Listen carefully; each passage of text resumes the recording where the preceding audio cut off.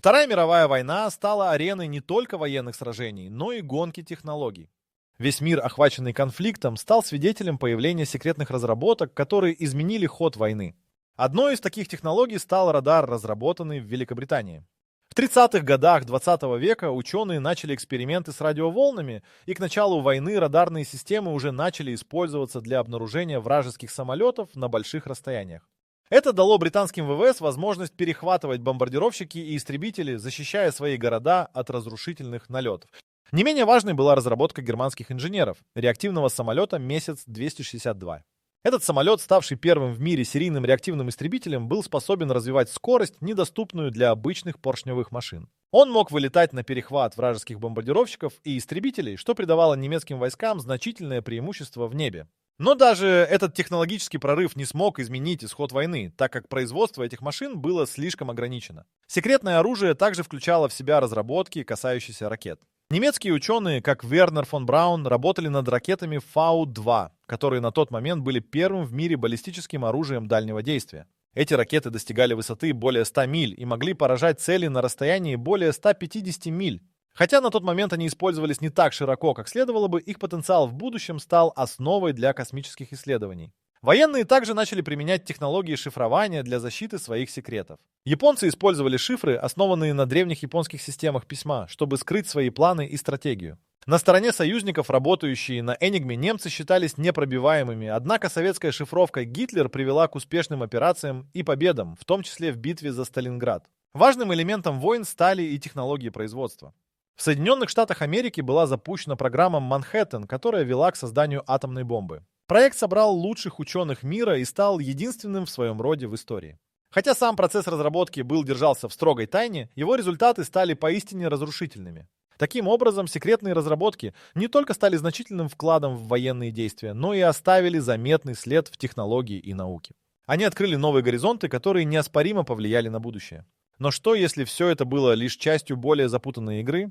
В следующей главе мы раскроем тайны технологий маскировки, которые делали невидимыми даже самых страшных врагов. Секретные разработки в области маскировки стали настоящим прорывом в тактике ведения войны.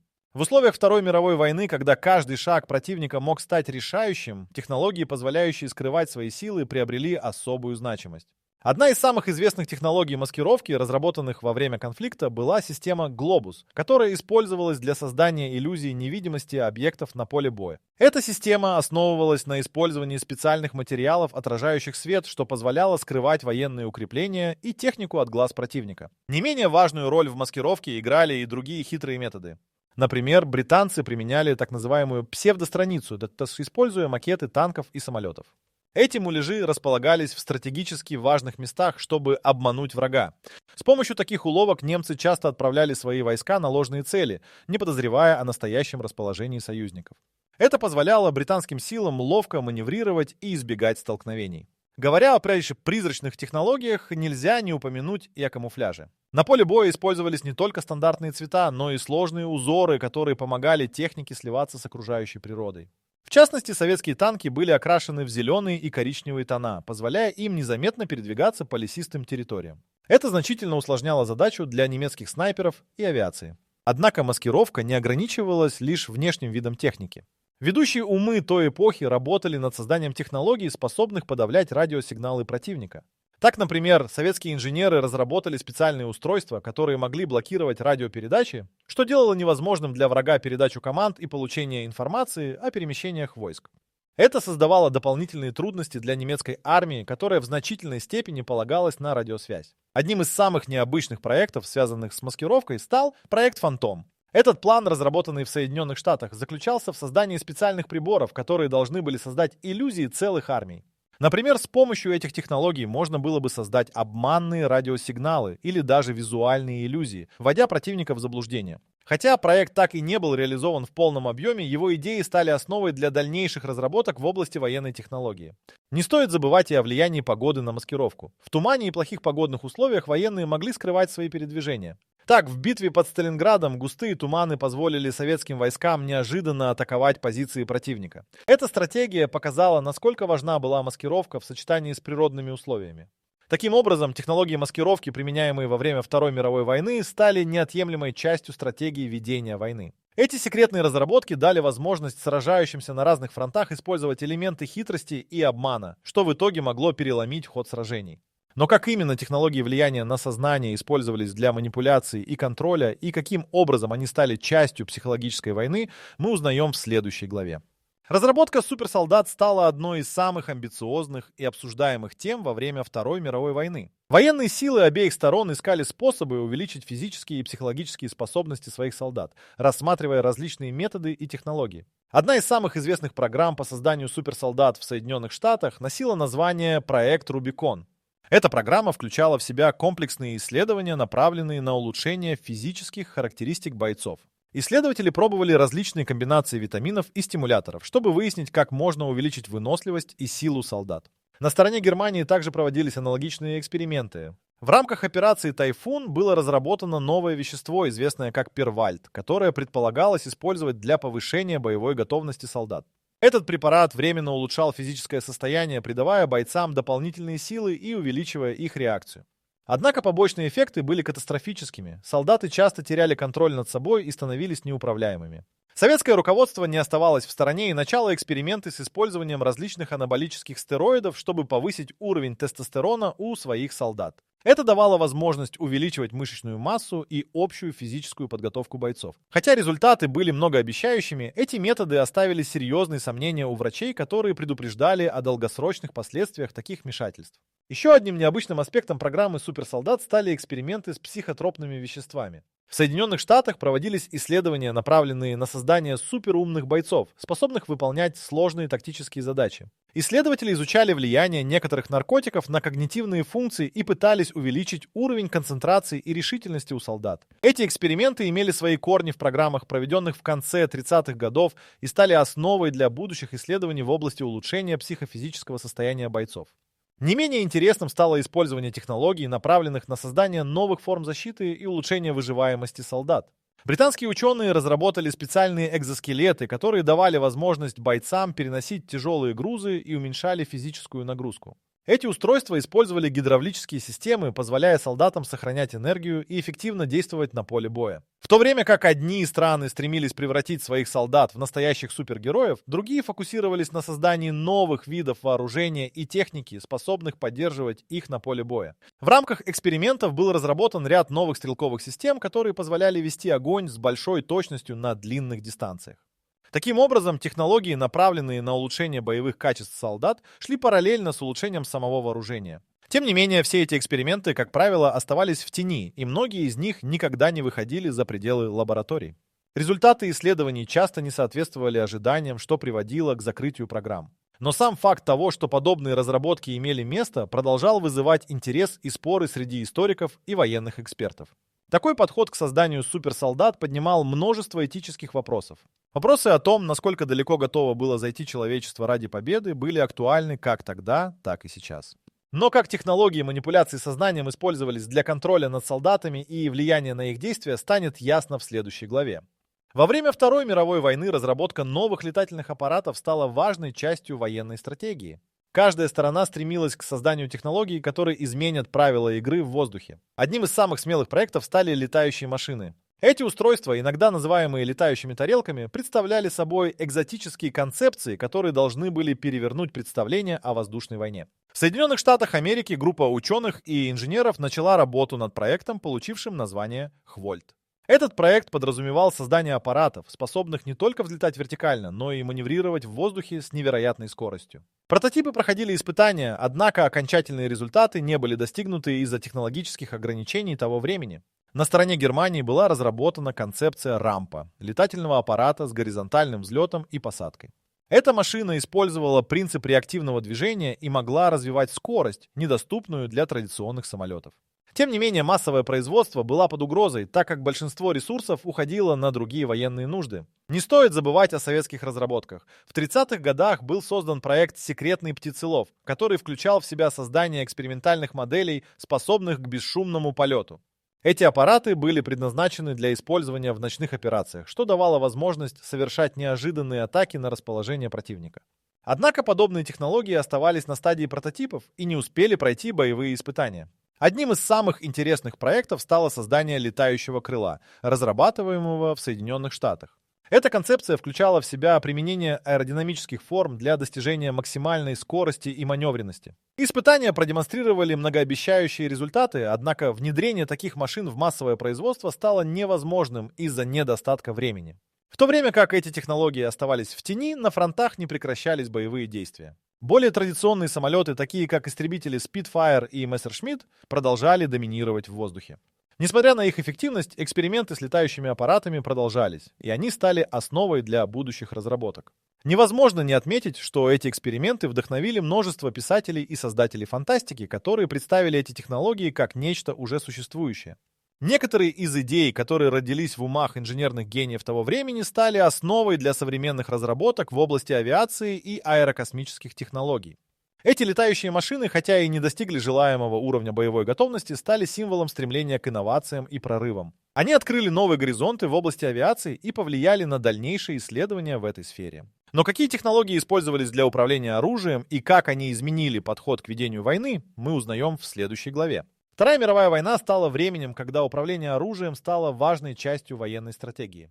Появление новых технологий стало краеугольным камнем в создании более точных и эффективных средств поражения врага. Одним из первых шагов в этой области стало развитие систем радиоуправления. Ученые начали исследовать возможности использования радиоволн для управления огнестрельным оружием на больших расстояниях. Эта идея привела к созданию первых радиоуправляемых бомб, которые могли быть запущены с безопасного расстояния от противника, что снижало риск для летчиков и наземных войск. Одним из самых знаменитых примеров использования таких технологий стал проект Gerudo, разработанный в Германии. Эта система позволяла управлять бомбами с помощью радиосигналов, что обеспечивало возможность точного наведения на цель.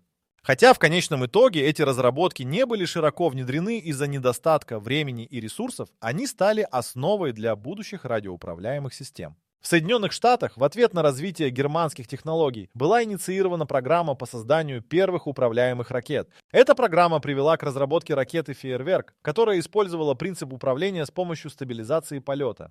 Ракета могла поражать воздушные и наземные цели с точностью, которая ранее считалась недостижимой. Разработка этой системы оказалась успешной, и она стала важной вехой в технологии наведения. Тем не менее, основным прорывом в управлении оружием стали системы наведения по лазерным лучам. В конце войны начались эксперименты с использованием лазеров для коррекции траектории снарядов и ракет. Это направление требовало значительных исследований, но показало свою жизнеспособность, обеспечивая невероятную точность в условиях боевых действий. Создание систем управления огнем также стало важной частью военной стратегии. Разработка механических компьютеров для расчета траектории снарядов позволила значительно увеличивать точность артиллерийских обстрелов.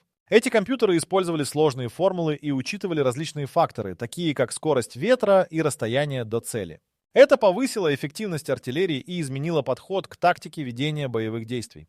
Советский Союз также не оставался в стороне и начал разработку своих систем управления. Программы, основанные на анализе данных с использованием первых компьютеров, начали активно внедряться в управление артиллерией и танковыми подразделениями.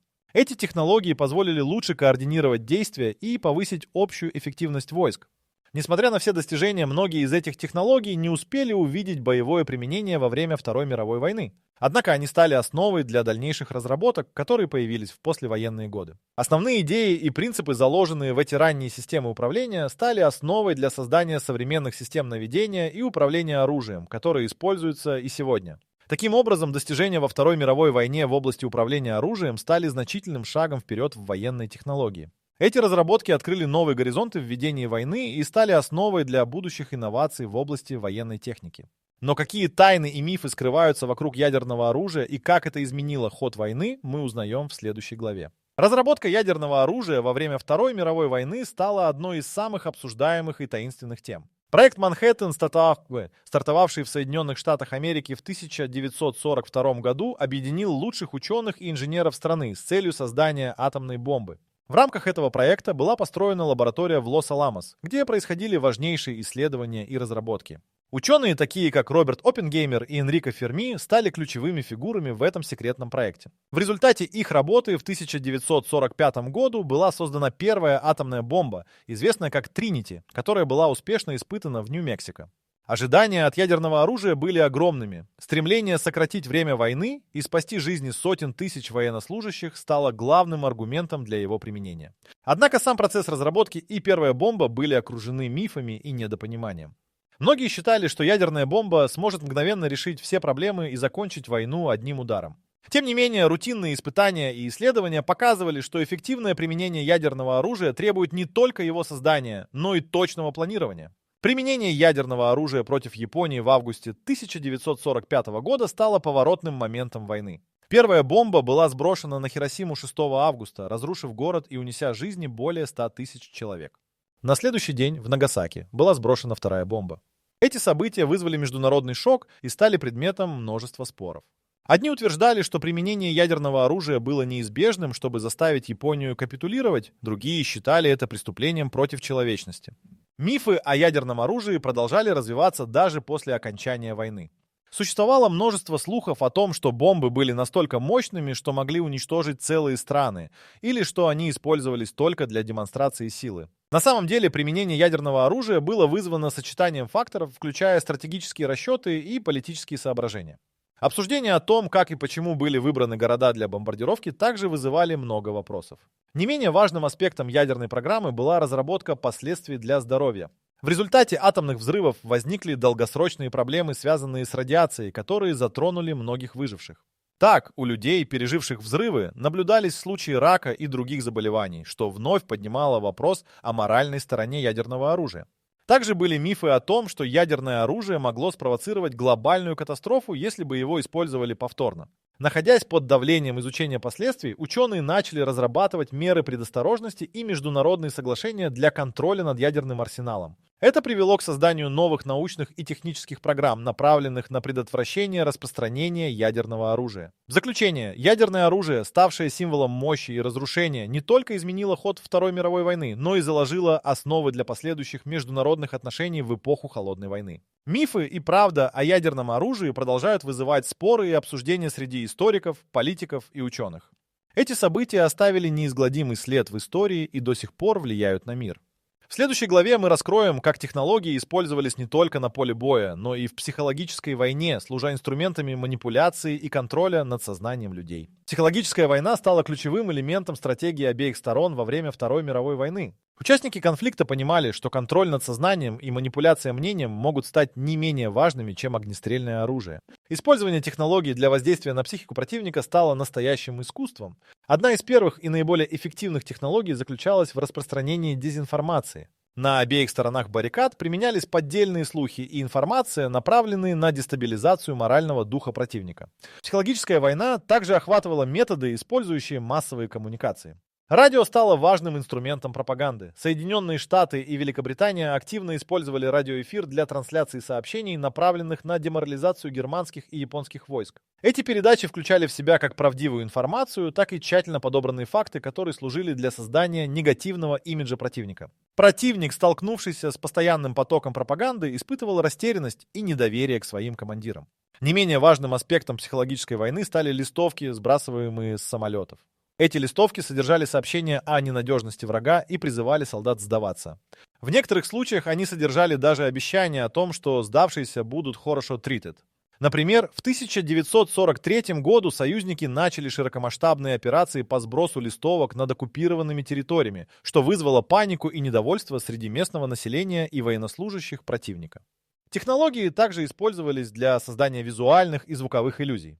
Британцы внедрили метод использования звуковых эффектов для создания иллюзий о наличии более крупных сил. Например, с помощью громких динамиков имитировались звуки танков и другой техники, что могло заставить противника думать, что впереди движется большая армия. Эти методы позволили создать тактические преимущества, вводя врага в заблуждение относительно реального положения дел. Эксперименты с психотропными веществами также стали частью психологической войны. Ученые с обеих сторон стремились понять, как различные препараты могут повлиять на восприятие и поведение солдат. Исследования проводились с использованием наркотиков для увеличения агрессивности и снижения страха. Эти эксперименты не всегда имели ожидаемые результаты и нередко приводили к непредсказуемым последствиям. Советский Союз также активно использовал психологические операции. В рамках этих операций были разработаны специальные программы, направленные на подрыв морального духа противника. Пропагандистские материалы, создаваемые в рамках этих программ, широко использовались для манипуляции общественным мнением. В частности, советские агитаторы использовали истории о жестокостях нацистов, чтобы пробудить ненависть к врагу и увеличить поддержку среди местного населения. Среди наиболее значительных методов психологического воздействия можно выделить использование фальшивых новостей и слухов. Противник зачастую подвергался обману, когда им сообщали о несоответствиях в стратегических планах или о внутренних конфликтах. Это позволяло создать атмосферу неуверенности и паники среди врагов. Таким образом, технологии использовались не только для непосредственных боевых действий, но и для манипуляции сознанием. Психологическая война стала важной частью общей стратегии ведения боевых действий. Но каким образом эти методы повлияли на саму войну и что ждет нас впереди в области секретных баз и их роли в конфликте, мы узнаем в следующей главе. Секретные базы, созданные во время Второй мировой войны, играли ключевую роль в развитии технологий и проведении военных операций. Эти заведомо скрытые объекты были предназначены для разработки и испытания новых технологий, которые могли изменить ход войны. Одной из самых известных таких баз была Лос-Аламос, где осуществлялся проект Манхэттен. Здесь лучшие умы Америки работали над созданием атомной бомбы. За стенами этой секретной лаборатории велись работы, о которых знали лишь немногие, и именно здесь родилась одна из самых разрушительных технологий в истории человечества. В Европе также существовали свои секретные объекты, которые развивали новейшие научные достижения. Например, в Германии была создана база в Пенемюнде, где разрабатывались ракеты Фау-2. Эти ракеты, ставшие первыми баллистическими снарядами, использовались для атак на союзнические города и стали символом немецкого инженерного гения. Говоря о Пенемюнде, нельзя не упомянуть, что там работали сотни ученых, включая Вернера фон Брауна, который впоследствии стал одним из ведущих фигур в американской ракетной программе. В Великобритании секретные базы также активно использовались для разработки новых технологий. Одна из таких баз находилась в Блэчли-парке, где разрабатывались методы дешифровки сообщений противника. Здесь был создан знаменитый Колосс, один из первых компьютеров, который использовался для расшифровки кода Enigma. Эта работа стала решающей для союзников, так как позволила им предугадывать действия врага и организовывать успешные операции. Советский Союз тоже не оставался в стороне от секретных разработок. В рамках своей программы были созданы множество объектов, на которых проводились эксперименты с новыми видами вооружения и военной техники. Например, завод номер 1, расположенный в Москве, стал базой для разработки танков и артиллерийских систем. Здесь велись работы по улучшению качества боеприпасов и их производительности. Одним из самых таинственных проектов, проводившихся в это время, был проект «Тайфун», осуществлявшийся в Германии. На этой базе разрабатывались новейшие технологии, включая экспериментальные боевые машины и самолеты. Однако большинство этих технологий так никогда и не увидело свет, так как война закончилась раньше, чем они были готовы к использованию. Секретные базы использовались не только для разработки оружия, но и для тестирования новых тактик ведения боя. На таких объектах проводились учения и симуляции, которые позволяли военным отрабатывать свои стратегии в условиях, приближенных к боевым. Это позволяло командирам понимать, как действовать в различных ситуациях и минимизировать потери. К концу войны секретные базы обросли множеством мифов и слухов. Многие считали, что на этих объектах разрабатывались не только военные технологии, но и экзотические устройства, такие как летающие тарелки.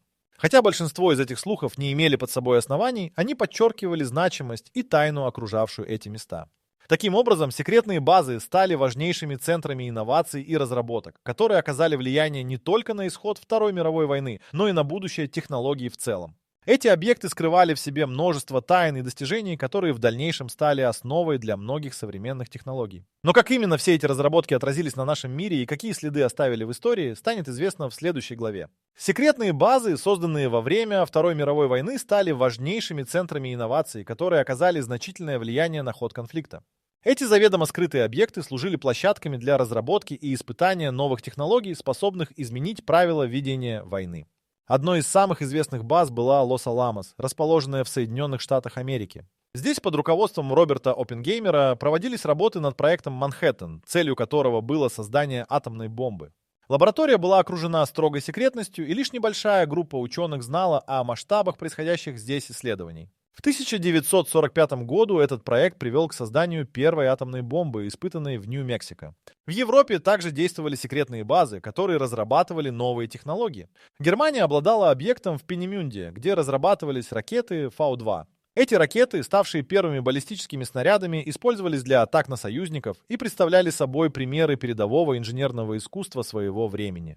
Здесь работали ведущие ученые, включая Вернера фон Брауна, который позже переехал в Соединенные Штаты и стал основоположником американской ракетной программы. В Великобритании существовал Блэчли Парк, где разрабатывались методы дешифровки немецких кодов. Здесь был создан Колосс, один из первых компьютеров, который применялся для расшифровки сообщений, закодированных на Энигме. Успехи, достигнутые на этой базе, позволили союзникам перехватывать важные сообщения противника, что значительно улучшило стратегию ведения операций. Советский Союз также активно развивал свои секретные базы. В Москве находился завод номер 1, который стал центром для разработки новых танков и артиллерийских систем. Здесь производились боеприпасы, отличавшиеся высокой точностью и мощью, что укрепляло боевую мощь Красной Армии. Не менее интересным стал проект «Тайфун», проводившийся в Германии, который сосредоточился на разработке новых боевых машин и экспериментальных самолетов. Хотя многие из этих технологий так и не были введены в эксплуатацию, они отражали стремление Германии к достижению военного превосходства. Секретные базы также использовались для тестирования новых тактик ведения боя и проведения учений. На таких объектах военные отрабатывали стратегии, которые позволяли минимизировать потери и эффективно использовать имеющиеся ресурсы. Это стало важным элементом подготовки войск к реальным боевым условиям. К концу войны о секретных базах сложилось множество мифов. Говорили о том, что на этих объектах разрабатывались не только военные технологии, но и экзотические устройства, такие как летающие тарелки. Хотя большинство слухов не имели под собой оснований, они подчеркивали важность и тайну, окружающую эти места. Таким образом, секретные базы стали неотъемлемой частью технологического прогресса во время Второй мировой войны. Они обеспечили разработку многих технологий, которые впоследствии стали основой для дальнейших научных и военных исследований. Теперь мы можем задаться вопросом, какое влияние эти разработки оказали на современный мир и как они отразились на будущем технологий.